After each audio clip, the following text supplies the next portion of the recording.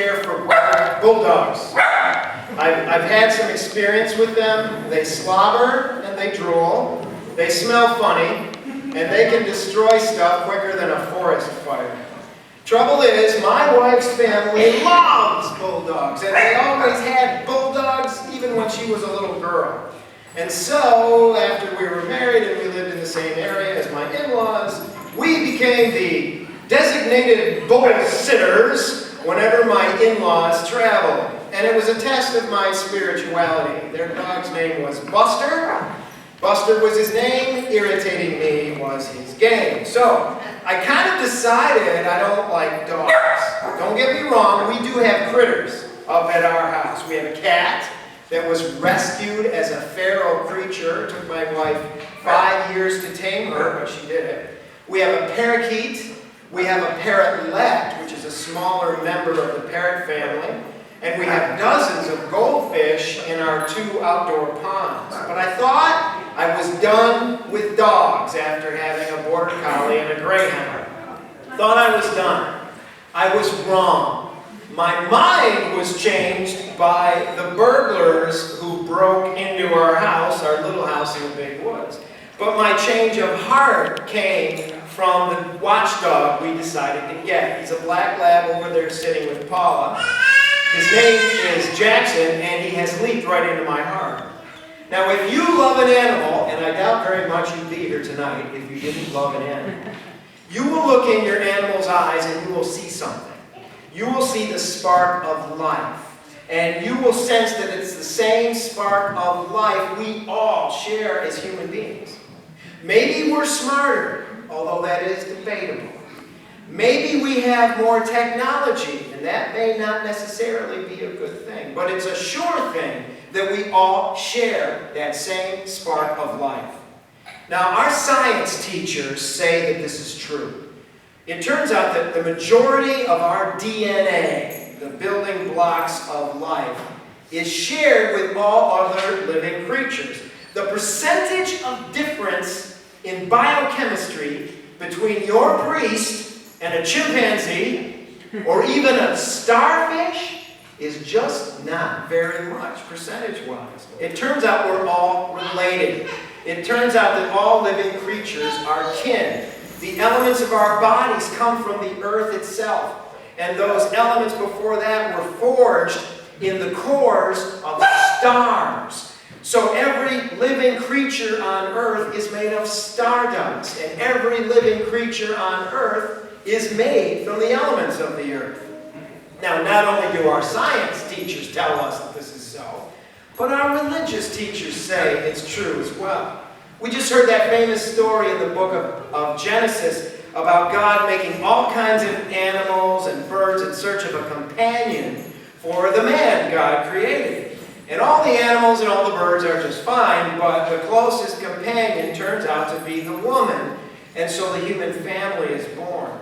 Genesis tells us a story not unlike the scientific story. Animals, birds, human beings are all made of the earth. We are all kin, we are all related, we're all family.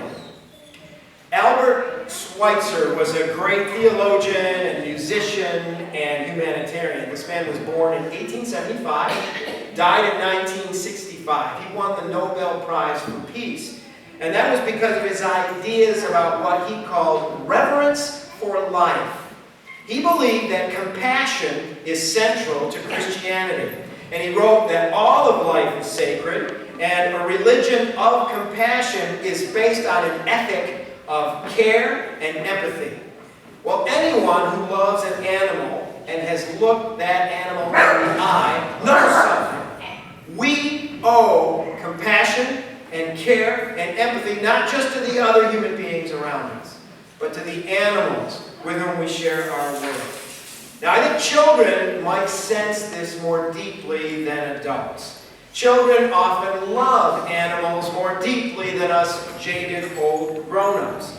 Children remind us of our deep connection to creation through the animals around us.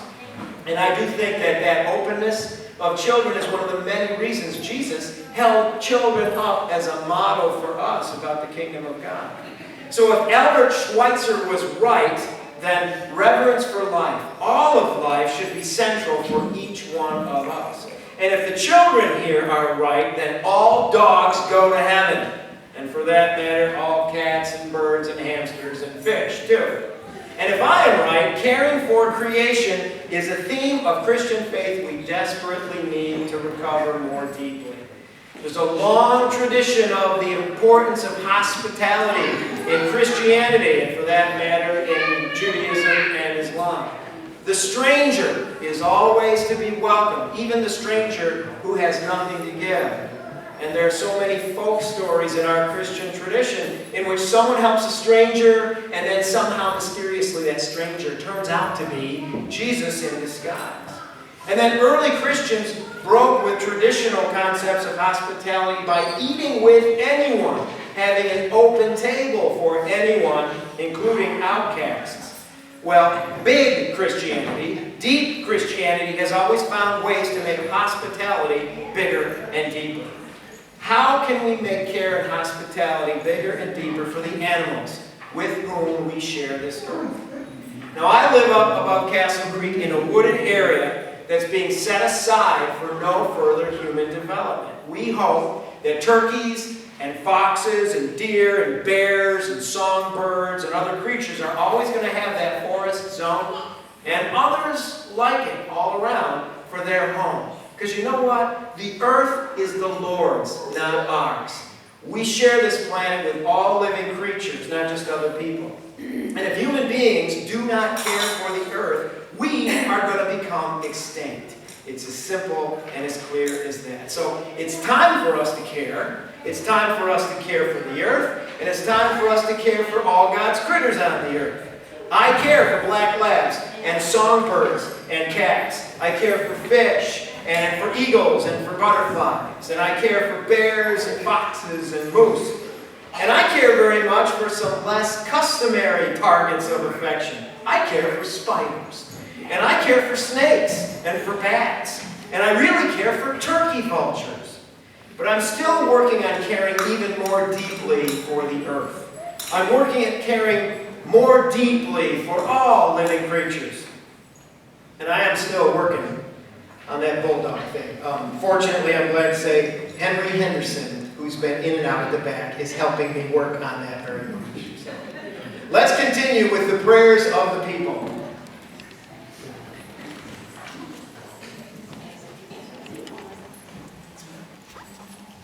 And you may stand or again remain seated for the prayers.